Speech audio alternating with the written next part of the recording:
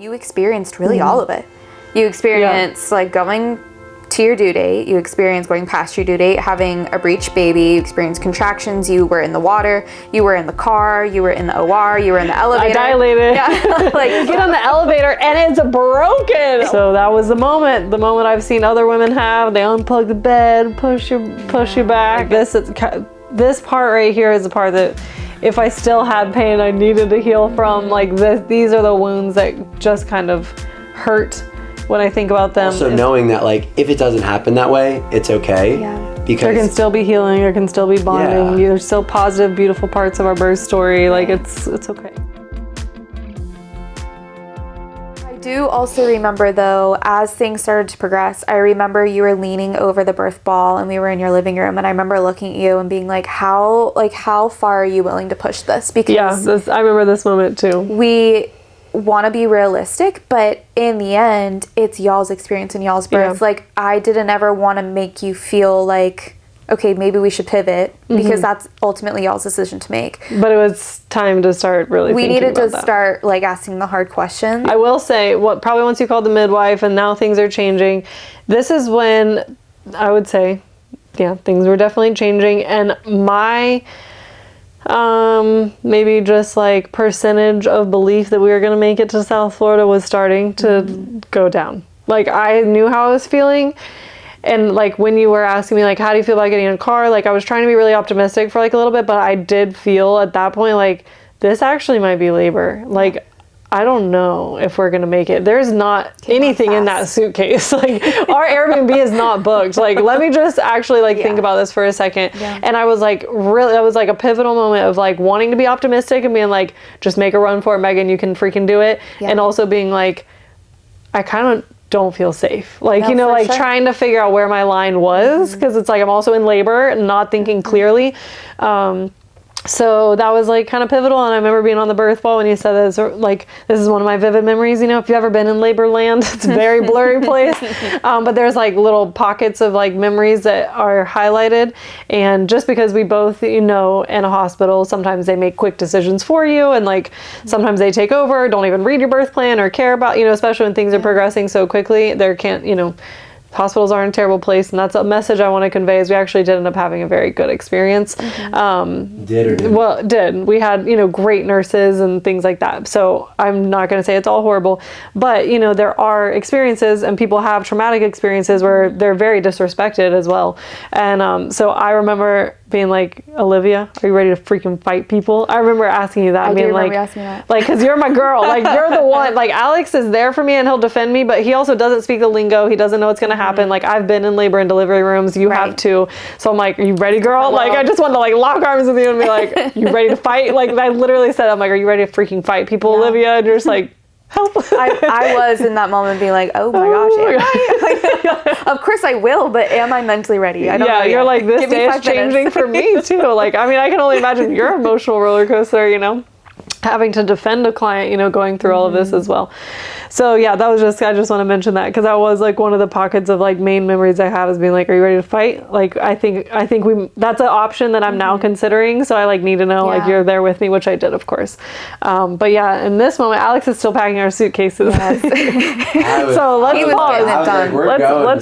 Let's get some testosterone feedback. Where are you in this moment? Because you were still very hopeful and you're like, we're getting there. I'm going to make sure this happens. At this point, you were only 2 centimeters dilated. Oh yeah, Mandy gets there. She checks me. Well, no, I was 2 centimeters the day before on Friday, but people live at 2 centimeters for a few weeks. Okay, then you were 3. You were 3. Which I'm like, 3 to 9, that's like, we're only 35% there. We got time. Right. I was just focusing only on the facts that, I guess, how do I say it? I was focusing on the facts that helped the narrative that I wanted to believe, which was, it's gonna happen, we're good. And thank God for that, because if you guys hadn't been there, we probably would have been halfway down, you know, to South Florida, and she would have had the baby in the back of the car or something crazy. Breech. She 100% would have, which is, I remember Mandy saying that too, of like, you know, when we were outside of the room and you were just laboring away and you were packing, I don't know what. I remember Mandy being like, we can't, like, we have to tell them that they cannot go. Like, and I remember her just, she wanted to give you that space of like, we're not going to pressure them into this, but there is a line and we have to stay within it. And so I remember her being like, I'm going to check her again. And, you know, you had been laboring for maybe 2 hours, I think. Which is not that long. For me to have started having some contractions that were even able to be in, you know, like allow me to be in denial. I mean, my ultrasound was at 9 a.m. So maybe after that around 10 a.m. was still kind of like, I don't know, maybe this isn't labor. I could still even pretend like it was early labor in my mind. To now, this is only what, 3 o'clock probably, 4 o'clock, you know, to be in like, this is active labor. And like at this point I couldn't deny it. And so at this point you gave me tincture and tea. I actually have a confession I've never told anyone. I'm just kidding. It's not that big of a deal. You hated the tea. I never took a sip. Girl. Maybe if you would have taken a sip, you could have stalled it. I do remember that was the plan. I did do the tincture. We were going to do the skull cap to calm the uterus down. We wanted you to get in the bath to hopefully like fizzle things out. And tragically, everything we did just sped up the process even more. But so I do remember in this moment of, you know, Mandy and Alex and I were kind of like in and out of supporting you and then coming up with a plan. Your mom and your sister had arrived, and at this point you were progressing. They were coming like every 5-ish minutes, like give or take. It like sometimes 3. Yeah, like, it happened very quickly, and they were intense. Like it was getting to the point where I couldn't go through them without hip squeezes. Like I remember one point you stepped away to just be a human, I'm sure, because you have the right to do that. And even Mandy like stepped in, which I wouldn't necessarily. I mean, I'm sure midwives do that all the time, but I was just even like, I'm like, someone's hands, like I need you. We skipped a whole part of like the ECV. Oh my gosh, well this is like this is like right around the time, so this is good. So but before that though, quick context, so I don't sound like a complete psychopath. At this point, you guys, so I was ready to leave. Yes. In not understanding how far along in labor she was. So I had then switched from, because you guys were like, look, it's probably not a good idea to go. And I'm like, okay. You started making phone calls. I started making phone calls because I'm like, we don't have to make any decisions. We don't have to go to the hospital. Okay. But we also don't have to get in the car and rush down to South Florida. My perspective at that point went from, we got to go to South Florida to, okay, it's time to just we chill. knew we weren't going to South Florida, but we don't have to go to the hospital yet. Hospital yet. Because at this point, you're only 3 centimeters dilated. I'm like, okay, I've heard all these other birth stories where you can be 3 centimeters for 48 hours. Yep. Maybe the waves will stop. I don't know. And so make some tea. Let's try to slow it down. Tea, right? So at this point, we were now going from, okay, we're going to South Florida to, no, let's just pause and let's just see what happens and just wait it out. And those 2 hours went quickly. Those 2 hours went like this. Because I'm like, okay, if we wait it out and things do slow down and, you know, for some reason we think we could go, then let's do it. But I remember thinking to myself, I have to be smart about this because I don't want to put my wife or my daughter at danger. So at that point, you guys had kind of, I guess, talked me off the cliff of like, we're going, to now like, okay, we're not going, but let's just wait. Yeah. Because I kind of felt like... We felt rushed. Like we were starting to feel... Nobody made us feel that way, but the situation. It was intensifying. So we're like, let's just take a deep breath. Okay, plans are shifting again for the 1000th time. Yeah. We're not going to go to South Florida. I think we can agree that's a bad idea. Well, no, we didn't say we weren't going to go to South Florida. I'm just saying, we were like, we're going to wait and see. Yeah, we're just not going to like rush and leave. We were all like, let's take our hands off and see what happens. Exactly. Let's see what Megan's body There wasn't like pressure to rush out the door. Because that's what we were like. Right. Like, but I think that during this time period too was when you did call Fadwa again. I called her again. She was obviously on an airplane, so she didn't answer. And I called her, the other midwife that was her partner, whatever, her, like training under her. And she's like, look, Fadwa won't be home till 9 o'clock. And I'm like, well, can we pay to have her flight rerouted to Jacksonville?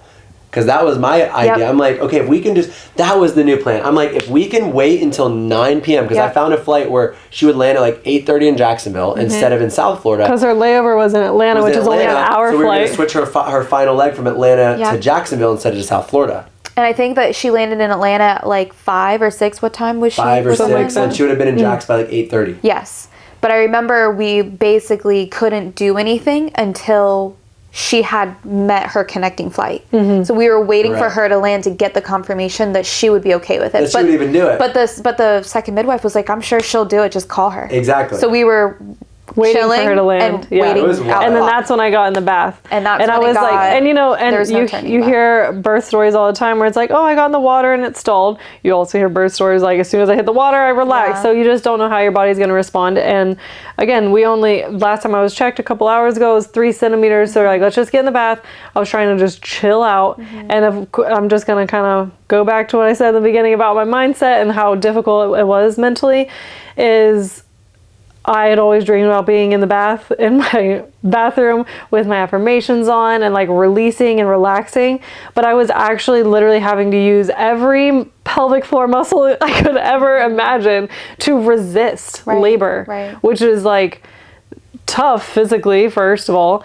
Second of all, mentally, like I'd spent months preparing to like allow myself to let go and let it happen and let it wash over me, you know, like, right. so to be like resisting and like almost, I don't want to say mad at every contraction, but like wishing it wasn't there rather than like allowing it to do its work. You weren't able to be in the moment. So weird. Like You it had was a million just so other things weird going on. Yeah, it's definitely just odd. And the ECV that we attempted, and Mandy gave you like all of the Full options. disclosure, She yeah. said, full disclosure, I've not been able to do this before, but I mean, I think It was our last option. the main goal that you guys wanted to achieve was that you didn't want to just like throw in the towel. So we were like, we're willing to do anything. Yeah. We tried all of the things. And For so what kind of oil did you guys have? Like tallow or like It was just actually beef, ghee butter. yeah, we got some ghee out. And I remember Mandy being like, can you give me, like she had her gloves on and she was like, can you give me some ghee? And Alex just gives her the jar and she's like, I need you to put it in my hand. she's like, do you have a spoon? I'm just gonna let her scoop it right out of the jar. It's a clean glove. Go ahead. This jar is yours now, Mandy. Do with it what you need. Why not, right? But I do think Such a crazy that moment. process obviously it was not successful, and I think that It was very intense, I might add. intensified Yeah. the rest of the process because it 'cause- really irritated your uterus. Well, You're just because sitting there. usually in a perfect world, you're doing ECV at maybe like 36, 37 weeks. The baby is much higher up. Your muscles can be relaxed. You're Right. laying back. At this point, I'm in active labor. Yeah. My baby's now engaging in my pelvis. You know, like my uterus contracts every 3 minutes, you know? So it's like, she's like, I'll give it a shot if you want. She put the ball in my court. I'm like, I want to at least say we've tried. What if it works? Again, a seed of hope. You know, I'm like, I mean, let's try it. Who knows? Maybe this gentle guidance will flip it right around, even though nothing else in the world has. And but let's try. I do remember you being on your back and It was very intense. or I'm sorry, not on your back. On your after the ECV, you got onto your hands and knees on your little sleep number, and we were doing like a bunch of rebozo work. And I feel like I don't know if you can, like if I painted the picture well enough for you, but I vividly remember in this moment being like, I think her fascia is releasing and it's just going to make baby come faster. And then it was after that you got in the tub, and then we were like, okay, we have to make serious game plans because I remember my sister being like, do you feel better in the tub? And I remember being like, it's just different, but it was still extremely intense. Like it was still intensifying for approaching transition at Yeah, that time. so I'm in the like, tub. I just want to get out of the bath. I don't think this is helping, and now I'm just like wet and cold and in a bra, so I'd rather just be in my bed. And there was So blood. yeah, I got out, I dried off, and I looked, and there was a massive amount of blood. And I just immediately, I may have even whispered it out loud or said to my mom or something, cervical change. I'm like, dang, this is like happening right now. And I think that So Mandy's like, why don't we do another cervical check just to see before we make any more decisions? And in my mind, I said, I didn't even say this to Alex or anyone. I said, if I'm 6 or above, I'm ready to call it. I think we said that out loud. I think we said if you were at a 7 or above, we have to. Really? I really feel like it was something I like said. I don't know. Maybe y'all said Maybe it. But you were in my La La mind, Land or and- maybe what I'm saying is I would have like fought you or had the courage to fight you, you know, if it wasn't that. But in my mind, I'm like, I just made like a personal decision. Like if it's anything over like 6, like I kind of know that was it. Like I knew my boundary. And And what were you again? so she checked me, and she was like silent, not for a full minute or anything super dramatic, but she just kind of like took a breath and looked me in the face and said, you're like 9.5. And I just remember Wait, I like, thought 9 was the max. no, 10. 10 is like full and complete. Oh. I was 9.5. How'd you get 9.5? That's crazy. Oh my Overachiever. god. Yeah, you were like right away. Okay. Yep. okay. Yeah, and I Holy was We're- crap. 9.5 You were right there. and fully effaced. And She's that like, was- she said, there's no cervix That left. was like, I mean, a little over an hour of time. Which is crazy. crazy. Since like the ECV. So maybe like 2 hours in between the first check and the second check. Which is fast. Very, very From fast. 3 centimeters to 9.5 in like less than 3 hours. Yeah. 2.5 hours. Yep. That's crazy.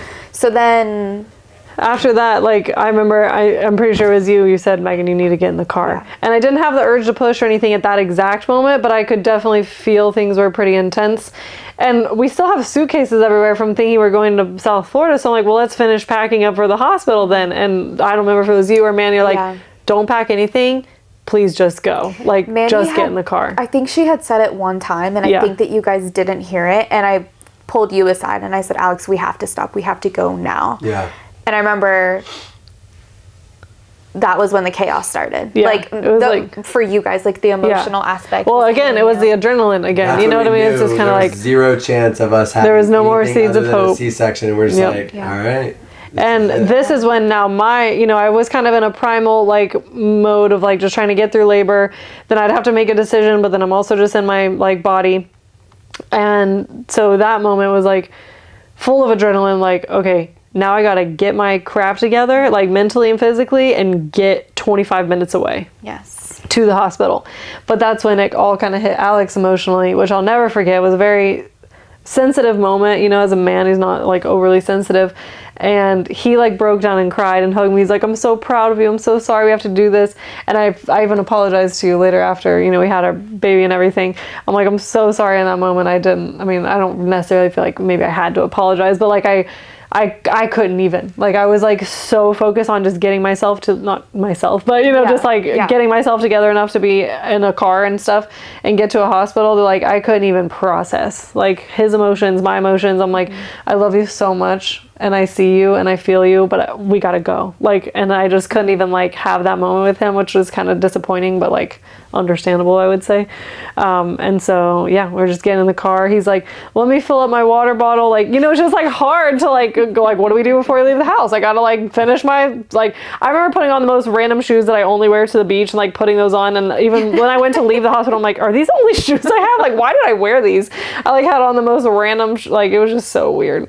Like, it was just like, we left in such a blur. And then my mom is like, who's gonna drive? I'm like, can you drive? She's like, oh my God. Because like my sister is like, you know, 19 at the time. She's a great driver, but I'm just like, I don't know. I feel like she's better with like GPS navigating. Like she can kind of keep everything together. And your mom is like the world's safest driver. Yeah, and I'm like, I feel like go faster. But I feel like we needed a safe driver, you know, so we just told her to get there. But Alex was gonna drive. And I'm like, no, I need to freaking I'd have been going 120 miles. I need to squeeze your hand. Yeah, I do also remember that the walk from the bedroom to the car.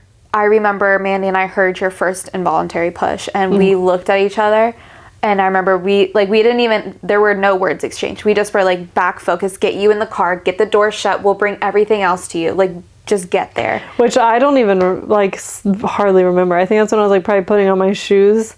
And like, I just can't even, it's weird though, because I feel like, and maybe not, but I feel like maybe other people when they're like having this serene moment of like, wow, now I feel the urge to push. Maybe they would even remember what that feels like. But I was just like, walking out the door, you know, like, so it's like I don't even like, it was in between crazy. You were so fine, which is so because you were in such fight or flight. You were just trying to make it so through. It's like I don't even remember like that first like urge to push, but I do remember for sure being in the car and literally holding my vagina, like holding it and being like, please, you had God. Another push, like the pushing sound with the contraction when you finally got in there. Everybody was in, and I think you said something along the lines of like, there's so much pressure in my butt or something like that. And I remember Mandy and I we didn't even say anything to you. We just closed the door. And we just looked at each other, and Mandy was like, we have to run. And so we ran back inside. You guys went off pretty slowly with your mom driving. I pictured like a flying off with like dust coming up in the air, but you guys so casually just drove away.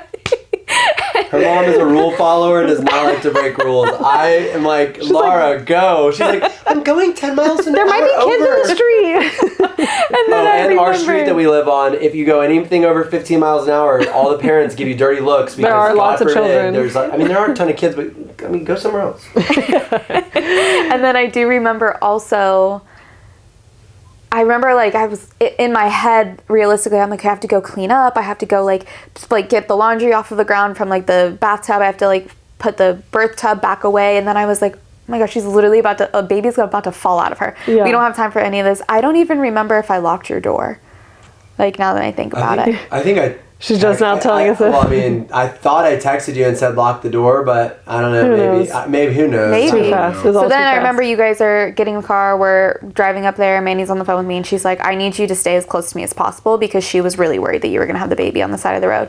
So then I started texting. I'm driving a million miles an hour. Don't recommend this, but I remember texting Alex and being like, "If she starts pushing, call Mandy immediately. Like if you hear those noises or you see a head." Like, get her on the phone. It would be a foot. Or a foot. You see the butt. But, so then, yeah, we get to the hospital. Well, all I'll say just about the car ride is it was extremely intense. I was holding my vagina. I already said that.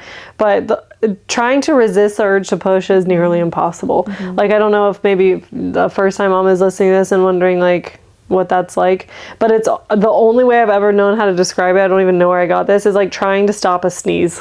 Yeah. It's like it's happening, you know, like you can try to look at something green or whatever they tell you to do, but like when you have to sneeze, you just freaking sneeze. Mm-hmm. Like I don't know if that like actually technically was like fetal ejection reflex, you know, reflex that I've heard of, you know, but like I wasn't trying to do anything. Like the baby was coming and I could not stop it. Like it was very intense, but this moment that I've like fantasized about just releasing all my pelvic muscles, I'm now clenching so tight and like resisting so hard, which was like very surreal and tough. Another piece of this is that I do remember looking at the clock being like, where is Fadwa? And I think that she was supposed to land around like 6:30, and I feel like it was probably like 6. Was like, what time was Evelyn born? Right before 6. Okay, so I think she was supposed to land at 6. It's probably like 5:30. And we made the transition at like 5:30. Yeah, 5:40ish. Yeah, by the time that plan wouldn't have even worked out even if we wanted it wouldn't have, which is just so wild.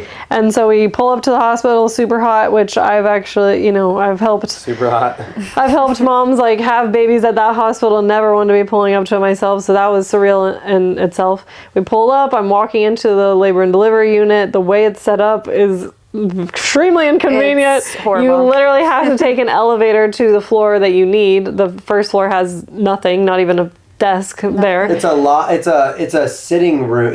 It's nothing. Yeah, foyer. And so foyer, yes. So we get on the elevator and it's broken. Like we're pressing the button and I'm beeping. It's like for 2 minutes. And the door just opens and we're on the same floor. And I'm holding my vagina sitting in the floor and a family walks out. I remember walking up to the elevator. I'm like booking it with all my stuff, and I just see Megan on the floor. I'm sitting on the floor, holding her vagina, and there's like a little kid. There's like a little kid just standing there. They're like, everybody's like holding his mom's hand, just staring at you on the I'm floor. Like, and I tell Alex, I'm like, press the freaking button, and he's like, I'm trying. This is chaos. This is absolute chaos. Like, what is this? This could actually be a movie. I feel like we should film it. I feel like people would watch it.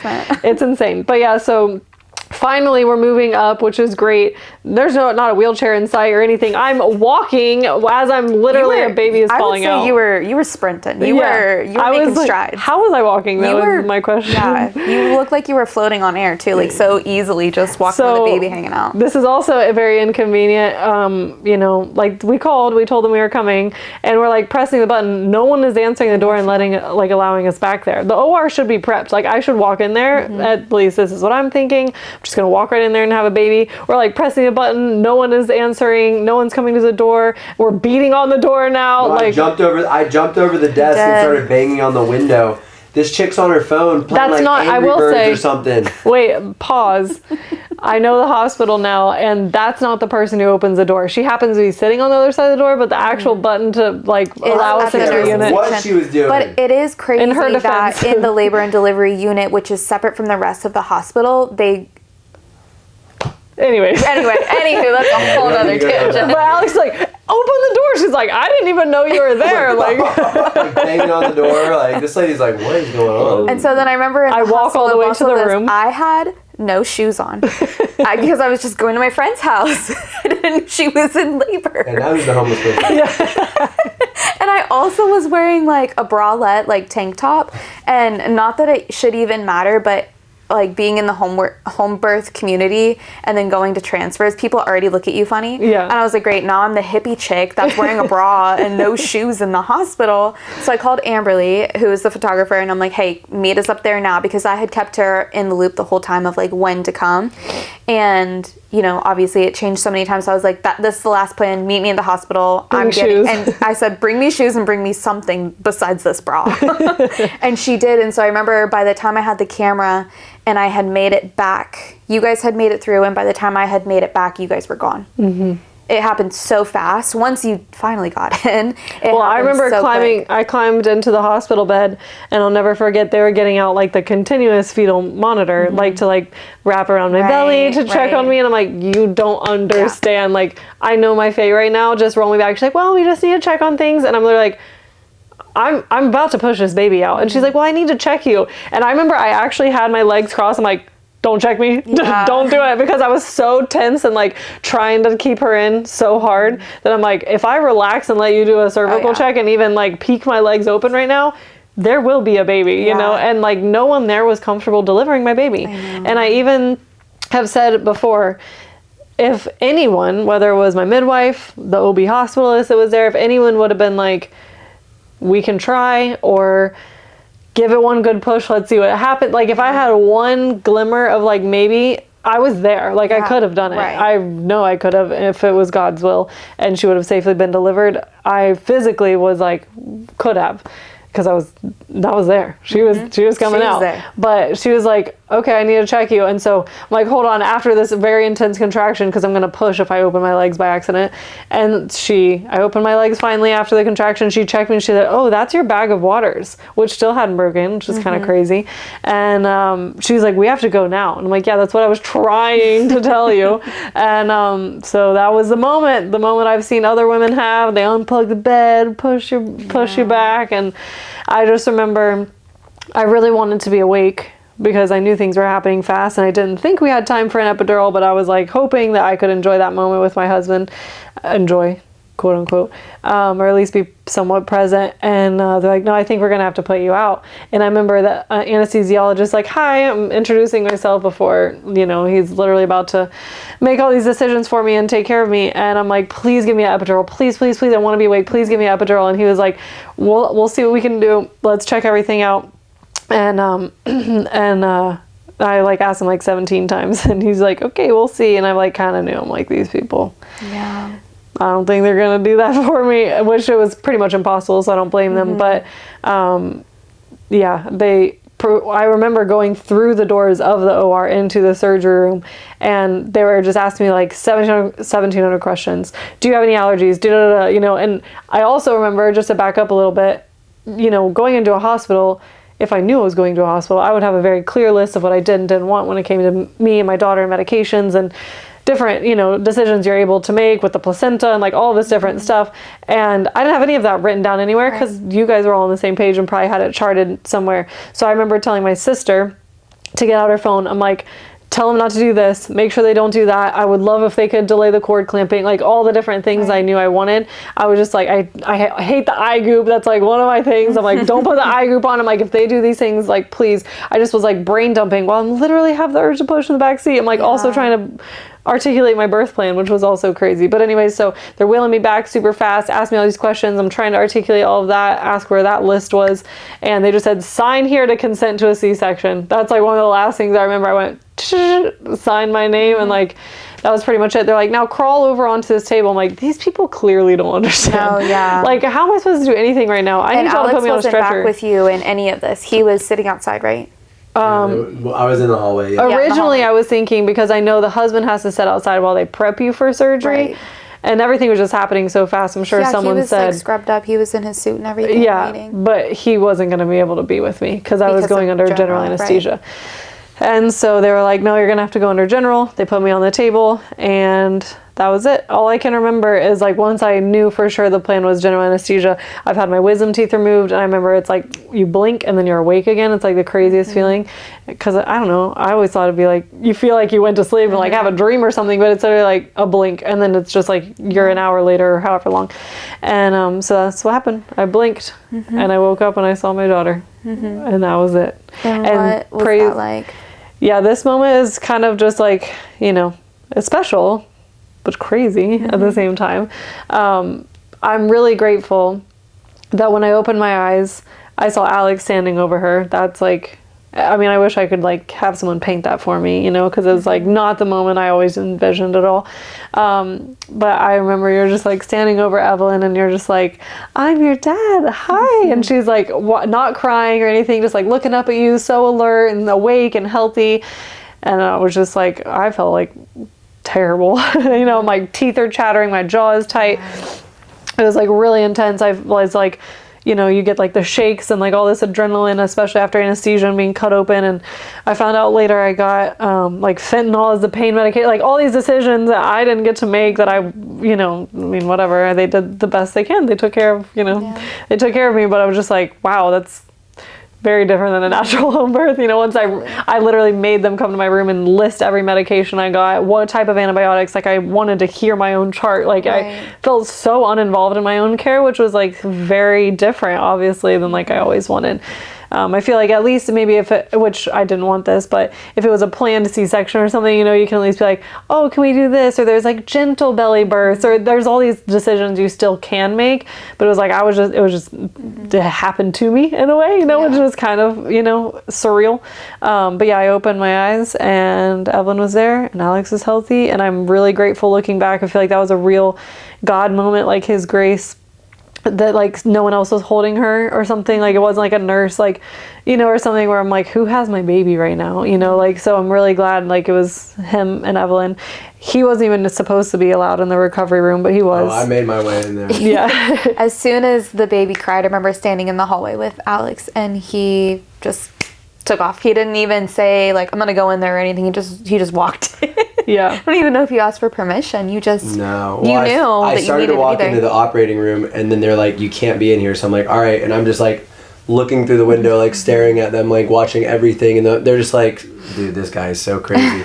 And then finally when they wheeled her out and they're like wheeling her into the recovery room, I'm like, where's she going? They're like, the recovery room, you got to stay out here. And I'm like, no, I'm going in there with her. Because like at this point, she's literally like grinding her teeth and like chattering her mouth and like looked like she's like just like died. Which is normal, but I also yeah, but I didn't know that. No, but I'm also letting just like the audience know like it's normal, but also what they don't know is I have teeth and neck and jaw issues.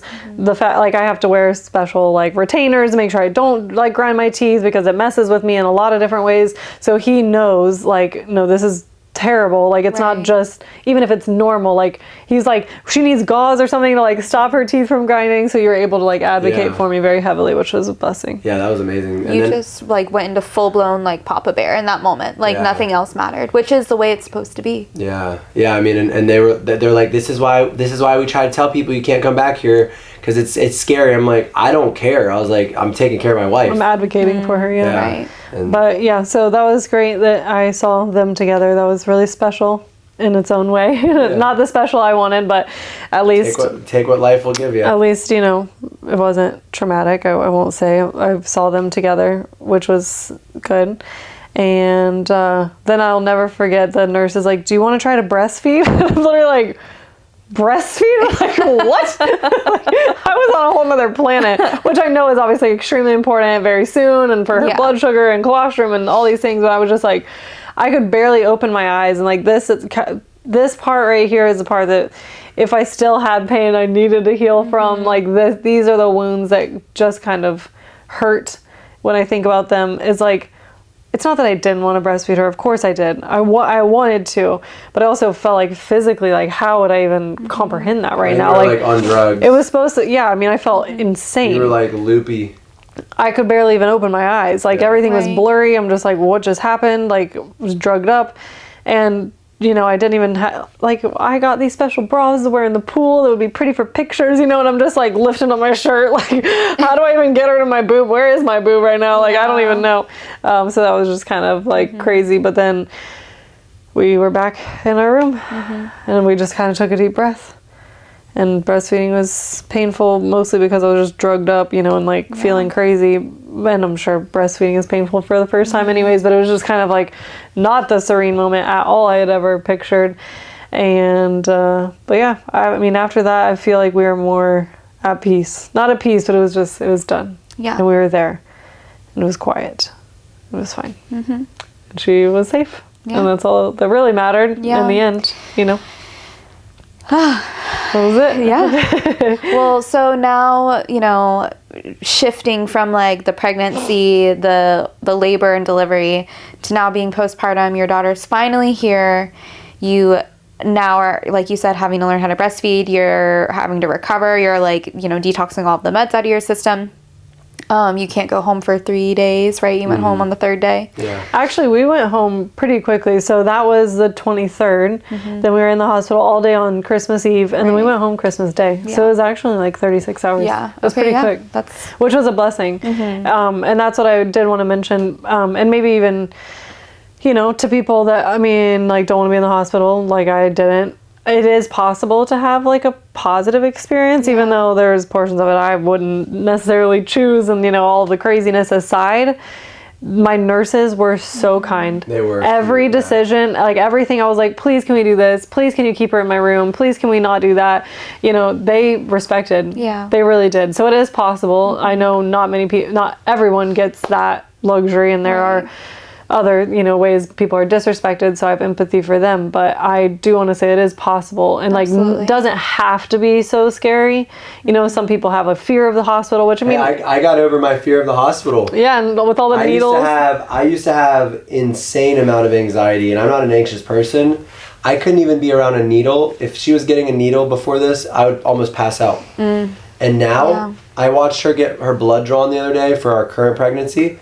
And I just stared at the needle. I'm like, I'm watching good. each drop. Yeah, I'm like, I can do this. It's crazy. So that's one silver lining for sure. Is like, I'm not gonna say I love hospitals. I definitely still, you know, needles freak me out a bit. Face your fears. But I'm at least not to the point where I'm like, I'm gonna pass out because I see a needle, which is pretty crazy. Because being in that environment and having to sleep there, I've never had to sleep at a hospital. Which is honestly a privileged saying, because I know there's families that have to live at hospitals for, you know, cancer or all kinds of way crazier things. So by no means am I playing victim, but being there in those couple days, just it almost made me like numb to the hospital. I'm like, this is just a place where, sure, maybe crazy stuff happens, but like it's a blessing. Like for sure. We you know, as much as we don't want to be there, I trust that God had a plan and we needed to be there. Yeah. You know, and that's the other thing that I think is important for people to take from this is, even if you don't get the picture perfect birth that you were expecting or that you're praying for or hoping for, just trust God that whatever happens is what's meant to be, and it's not about it's not about the birth, it's about what happens after the birth. Because now, I mean, and I'm not you, so obviously this is, you know, I don't mean this in a non-sensitive way, but I don't barely ever think about her birth, because I have Evelyn every day, and I see her smile and her laugh and the joy she brings us, and she's just so freaking cute. So like, I don't really care about the birth anymore, because it's like I have the thing that came from the birth. Now as a woman, that's a totally different thing, because I didn't experience what you experienced, so of course it's much easier for me to say that, and I would never expect for you to feel that exact same way. But I think at the end of the day, like, that is the blessing, right? Like that is the end goal, is to have the baby. And you know, there's people who have stillborn babies and all kinds of loss that I just think about, and it makes me want to break down and cry of people losing their babies and all the crazy stuff. So at the end of the day, it's like, just whatever happens, and what the struggles and the resistance, right? Shout out Modern Birth Threads. We're giving lots of shout outs today. But yeah, I just want to say one more thing before I forget, is that's something else that I want to comfort moms in knowing, whether they didn't get the birth they wanted or if that is a fear or insecurity that they have, is I have still had immediately such an amazing bond with my daughter, and I think that's one of the kind of fears that are out there. Maybe not, I don't know, maybe they naturally come from people, or maybe just put out there by other, you know, people who are more in the home birth community, of like, you won't be able to bond with your baby, because I'm sure, you know, the immediate oxytocin, you know, release when you pull the baby up on your chest is definitely optimal. Right. But Evelyn is obsessed with me. Right. Evelyn and I have built such an amazing bond, and she immediately knew I was her mom. She's had a great journey breastfeeding. Like, that's still possible, even if you happen to be unconscious when your baby comes into this world. You don't know where your boob is. Yeah, your exactly. baby will still find it. In case you got fentanyl and you're just waking up teeth chattering, it still can work out. Like, I feel like maybe, I don't know, maybe I shouldn't even say this, but maybe if someone told me that, I would have gone to the hospital sooner. It's like, still gonna be okay. You know, there was just these things in my mind that I was like, but then I'm gonna have to plan for a VBAC, and what if she doesn't even know where my boob is and know how to breastfeed because she doesn't come to my chest right away. Like, I had all of those kind of insecurities and fears,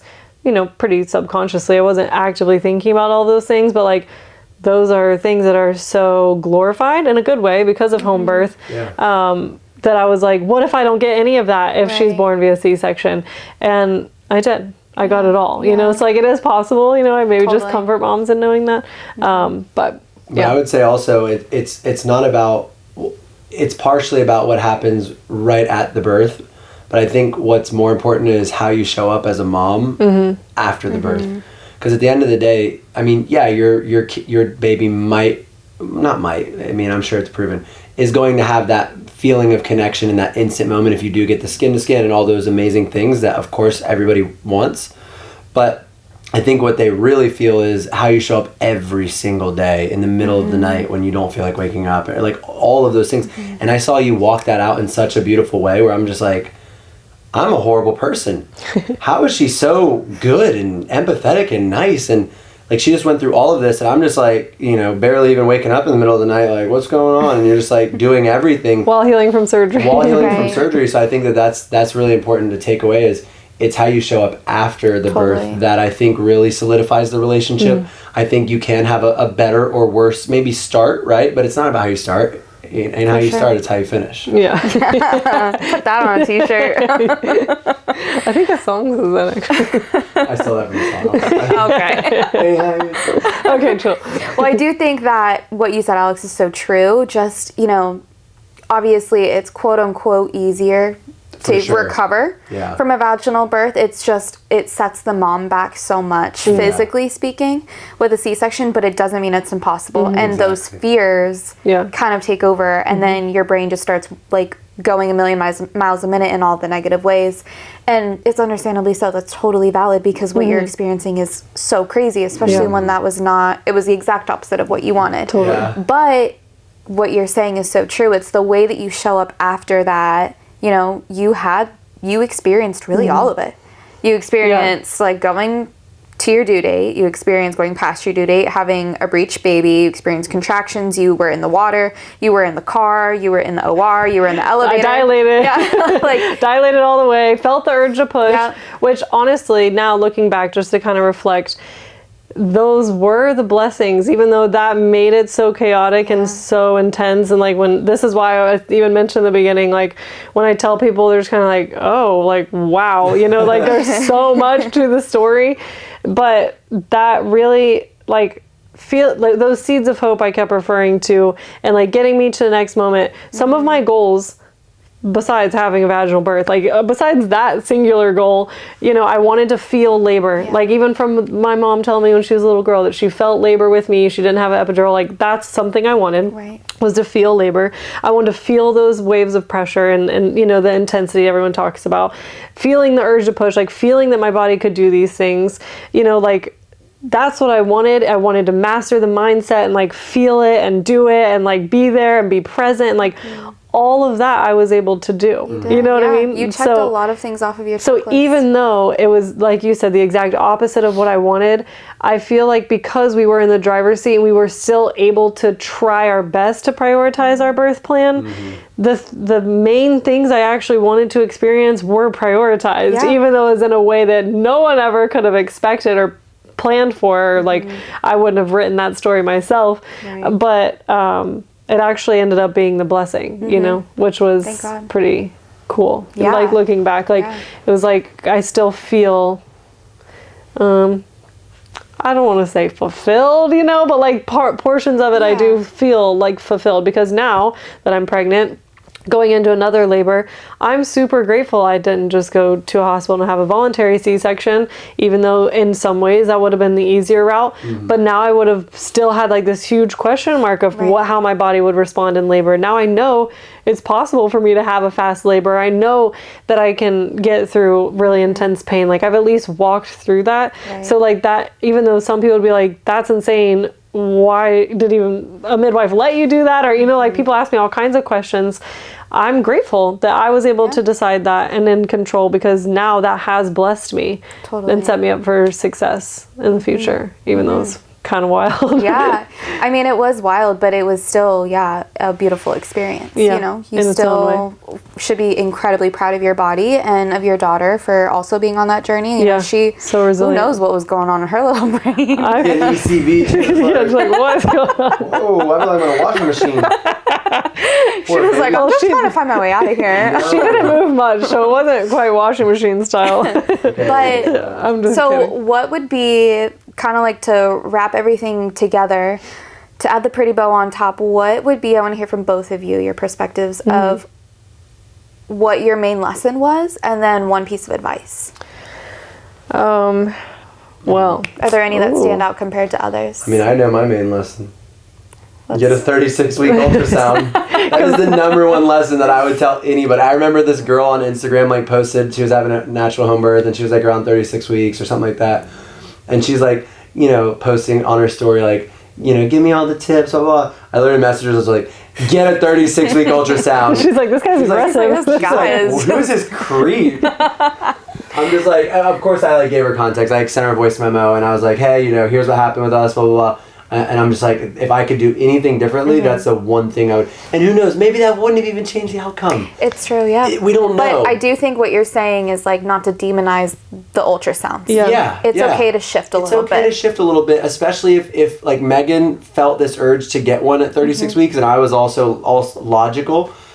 Maybe we just get the ultrasound. I mean, because it could have literally been 30 seconds. It would have been like, oh wait, that's her head, just like what happened on my couch, except we would have had 4 weeks instead of 4 days, you know? We know multiple women who have had breech babies who have at 36 weeks had their babies flipped and had very successful vaginal births. So like, to me, I would say number one lesson, I think also like that ties into this is don't be so afraid of the Western world as a what's the word I'm looking for? As a what is it like when you're like not partner? Oh, it's like it's at the tip of my tongue. Don't fight it so hard that when you need it, you resist it. I guess is what I'm trying to say. Like don't be so stubborn like I felt like I was, where I'm just like anything that's Western medicine is the devil, and we have to be literally, you know, giving birth in a manger with hay on the ground. Just it doesn't need to be extreme. Yeah. That's a better way of putting it. No, totally. I mean, you know, maybe in my extreme example, it doesn't need to be extreme. No, it is true, and I think that's something that I said in the beginning is that social media has really like demonized any kind of intervention. Yeah. And knowledge can be helpful in these situations. I think that for centuries, you know, people have kind of taken away that power from women, and so now we're like, well, we don't want anything. We don't want anything at all because I trust my body, and I'm going to, and yes, we do. Of course. And that should always be the first and foremost is mom's intuition and like her own body and her own needs, but we do have modern medicine for a reason, and it can be a tool. We don't need to be afraid of that. A tool, that's the word I was looking for.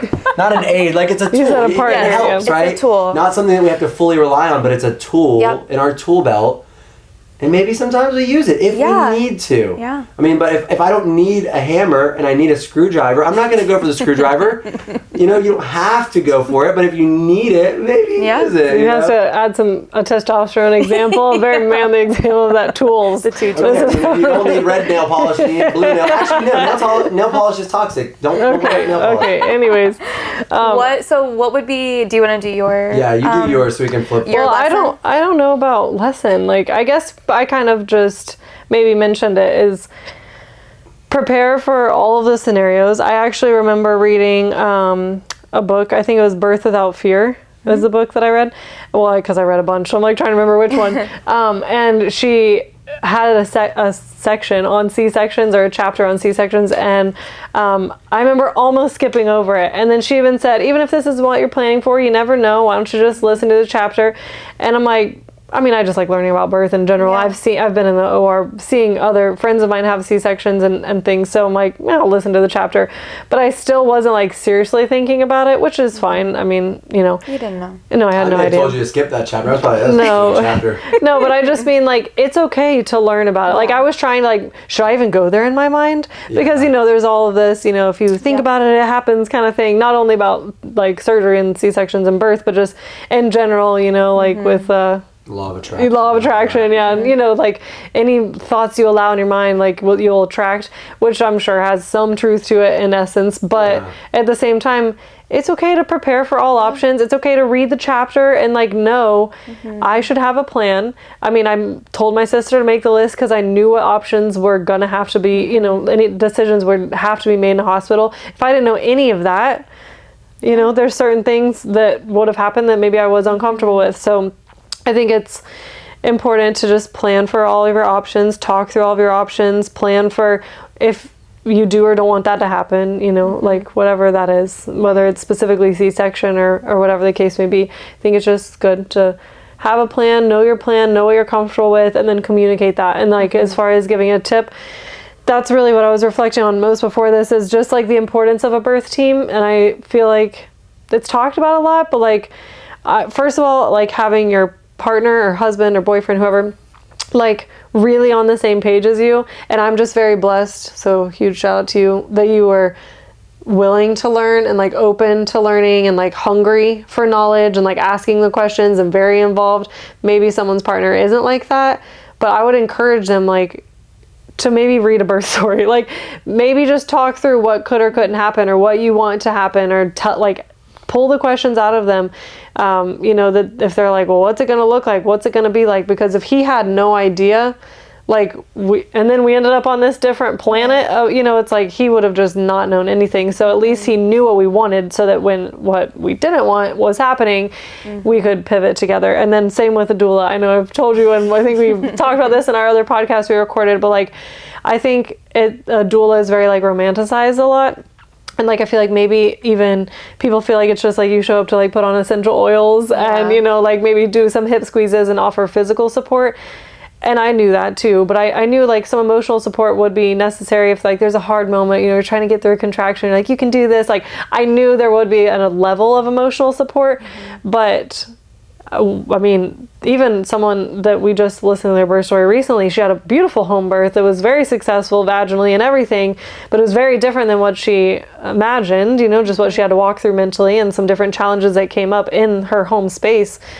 Like, she needed someone there walking her through that, you know, like if your husband or partner is there, that can be helpful and they know you, but they don't know birth. Right. So I think it's really important to have, I mean, and a midwife sometimes is only there for a short time. So like having a doula, like in a good one, not just like someone who barely shows up, but like someone who's going to help you process each thing that happens, remember each thing that happens, like process everything after, like is so much more important than I even realized. You know, I was like, oh yeah, some support and emotional support I'm sure is cool too, but like you needed to be there. Like that outside voice of like, let's start thinking about this. Like, I think we should call this person, or how do you feel about this? Or, you know, like to actually walking through it with me and like being the conscious part of my brain when I wasn't that aware is way more important than I thought. So birth team. More birth team. It is so hard when you're in a position where you did not plan for it. You don't really know what comes next.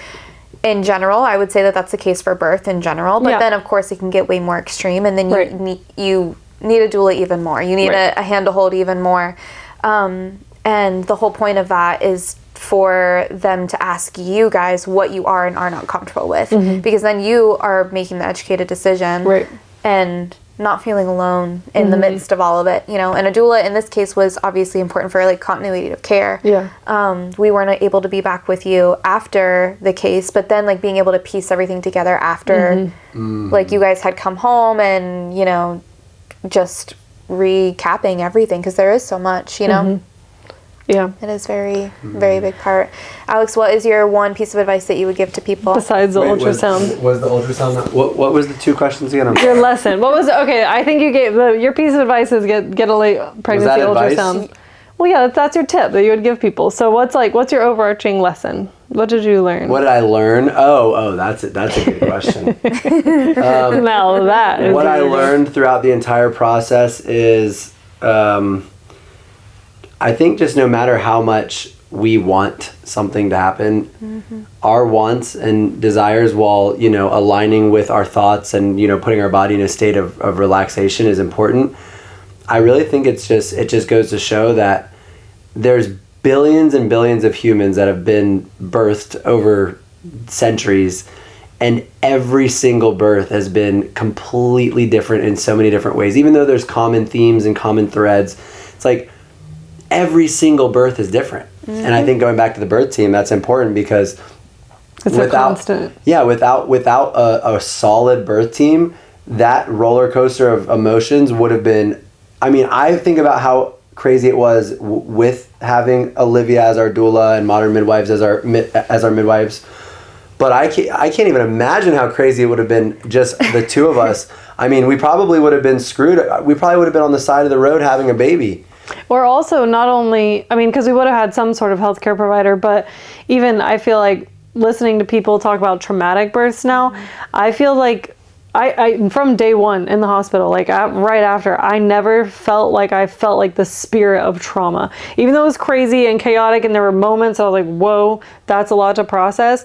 I feel like that spirit of trauma and like that ultra intensity, I guess you could say, comes from people being forced to make options or to make decisions and not given options, because like now they had no say, and it's almost like a violation against their body that they're like having surgery, or something is happening outside of their control because they weren't included in the decisions. And I feel like that's super traumatic. Absolutely, understandably so I think what really saved me, I mean, of course, there's still a lot to process.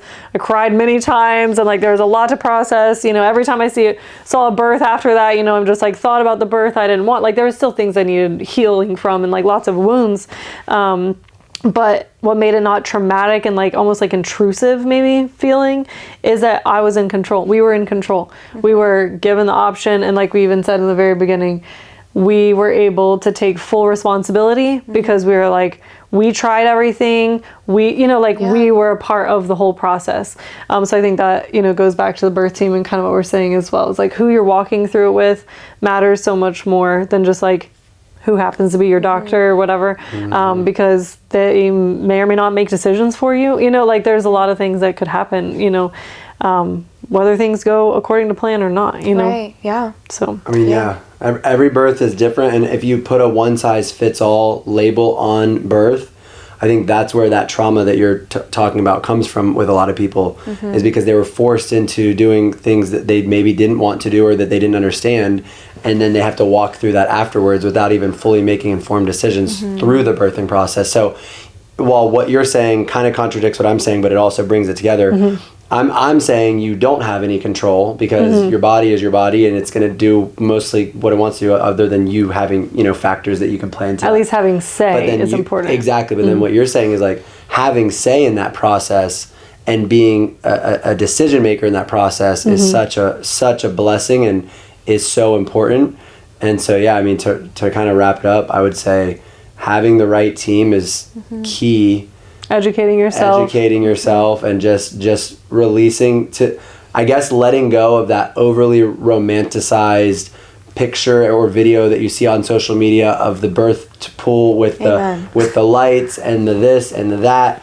Would I have loved all that? Of course. Right. Are we still going to shoot for that this time? Would we still love that on this next birth? Do I still believe it's highly possible? Absolutely. Right. But also just knowing that that's just one moment in parenthood, and I think so many people focus on that one moment, and even think about the resentment that can build going into it, wanting that, not getting that, and now that resentment carries over into how you show up for your daughter or your son. So I think like having the goal of the exciting birth that we all see on social media if we follow the weird crunchy accounts, but also knowing that like if it doesn't happen that way, it's okay. because there can still be healing, there can still be bonding. Yeah. There's still positive, beautiful parts of our birth story. Like it's okay. Yeah. It's gonna be okay. It's what happens after that that really is important. Totally. So I do think that, you know, everything happens for a reason. Yeah. And of course, I wish that you would have been able to be at home and all of the things. But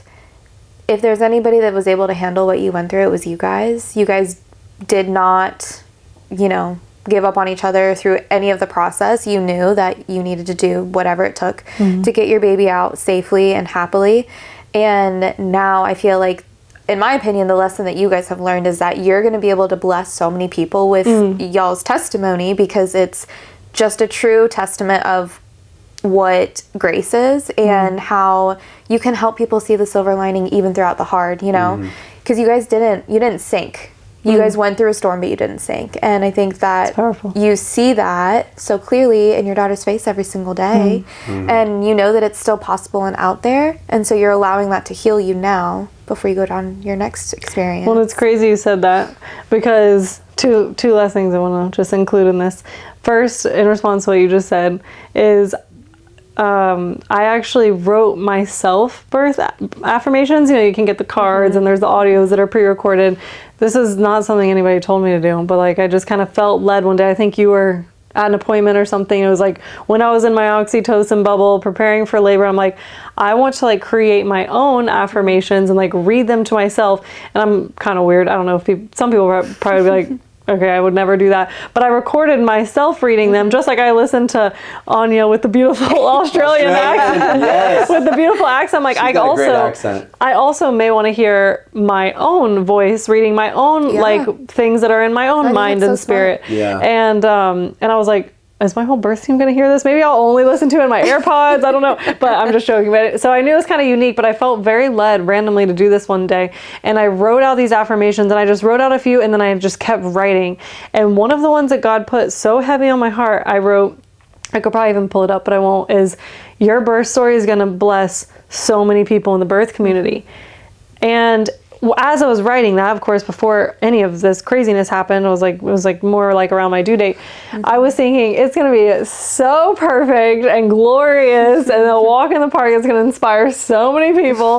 That's like, I'm just kidding. I mean, I wasn't like actually consciously thinking that, but like I was thinking like, oh, it's going to inspire people and like give people hope for a beautiful birth. Like it's kind of why I thought I was writing that. I remember you. But then even you just now saying that, like I get to give hope.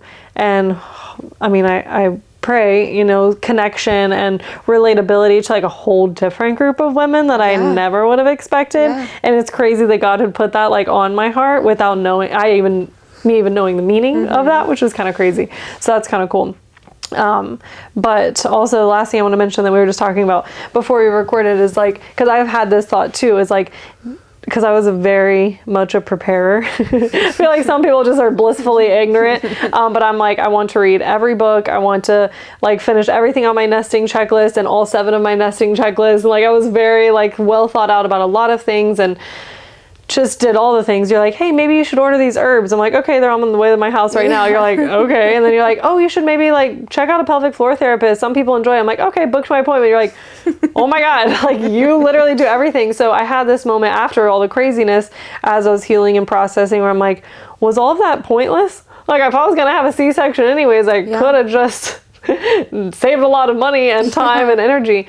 But I do feel like it's still so important to invest 100%. In yourself, in your pregnancy, in your baby. I feel like it helped educate me in a lot of different ways on what I did and didn't want. Also, I feel like this is maybe more of like a God thing for me, but still why I would encourage other people to do all of the preparing and take all of the suggestions if you feel led, is now I didn't blame myself. Like it ended up being a really big blessing because you even recommended, I loved the chiropractor I went to. You're like, maybe you should check out mine. So I'm like, I wouldn't mind checking them out. And I went to the appointment and I went to the physical, the pelvic floor therapist, and I took the herbs and I did the recommendations. So looking back, I couldn't be like, what if I just would have tried that? And I remember you saying that in your pregnancy. You just intuitively knew. Yeah, which that's not why I was doing them at all. I was doing it because I like was just like, oh, you it's a didn't know. suggestion. I You know, but didn't looking know. back, Yeah. I'm glad I did all of that. So maybe if you're like, I don't know, my midwife or my doctor keeps suggesting this, maybe just go to the appointment, because maybe the appointment or the suggestion they give is a blessing in itself, but maybe it's just so that something happens and you know, like, oh, well, at least I know it wasn't my pelvic floor, you know, or at least I know it wasn't the chiropractor, or at least I know it's not because I didn't get acupuncture, or at least I know, like, I took all of the advice and I like tried my best. And that was something Alex told me early on that I'm glad I have a quick moment to include in the very end of this, is when I first found out I was pregnant, I was like feeling very reserved to get myself too excited, because, you know, early pregnancy can be vulnerable and stuff. And he finally told me, he's like, why are you not just like letting yourself get so excited? He's like, just give it your all. Just like, let's go all in and give it our all. And I'm like, after he said that, I'm like, okay, you're right. I'm holding back. I just got to give it my all. And not even consciously the whole time, but every time there was a suggestion, or I'm like, you know what? I'm going to give it everything I've got. I'm going to give it my all. I'm sure, you know what? It's inconvenient. The person I had to go to for this appointment was 45 minutes away, or, you know, this is expensive, or whatever it is. I inconvenienced myself to give it my all. And in the end, it was like so healing for me to know, not only throughout my pregnancy for many months, but also throughout the very intense, crazy, chaotic labor and delivery situation happening. I tried everything. Yep. I checked every box. There's not one thing that we didn't at least do, besides that stinking ultrasound. But again, we just didn't, and that just is what it is. And that's your story. And that's my story. Sticking to it. Yeah. So here we are. So catch us on the next birth story of birth number 2. Hopefully it'll be extremely short and very straightforward, and it'll be a whole different story and unique in its own way. But also we pray for another beautiful, healthy baby girl, because that's ultimately the goal. But I'm glad we finally got it out there. I hope it blesses people in different ways. And you know, it's been healing for me to kind of walk through one last time. I've written my birth story out and I've talked my birth story out. And so, yeah, I'm really grateful for both of your support throughout the journey. And grateful for those of you who've stuck around for these couple of hours listening to all the crazy details. And I would love to know, whether it's in the comments or on the social media page or whatever the case may be, if you have aspects. First of all, I would love to just connect with people who are like, oh my God, I also experienced XYZ during labor. I'm also very hungry for that connection. That's kind of like my driving force in sharing, is wanting to connect with others who, you know, have had similar experiences, whether it is, like I said in the beginning, specific events during labor or feelings or wounds that have had to be healed. Comment, like, DM, do all the things. Let me know, you know, how we can relate and connect on that. But then, yeah, share with someone who you also know had a crazy experience and may need to hear some connection, that they're not alone. Because, yeah, no one's momming alone. No one's doing it alone. Nobody's healing alone. We're all in this together. So, yeah. Thanks so much. Yeah, I'm glad we got it out there. Until next time. Yeah.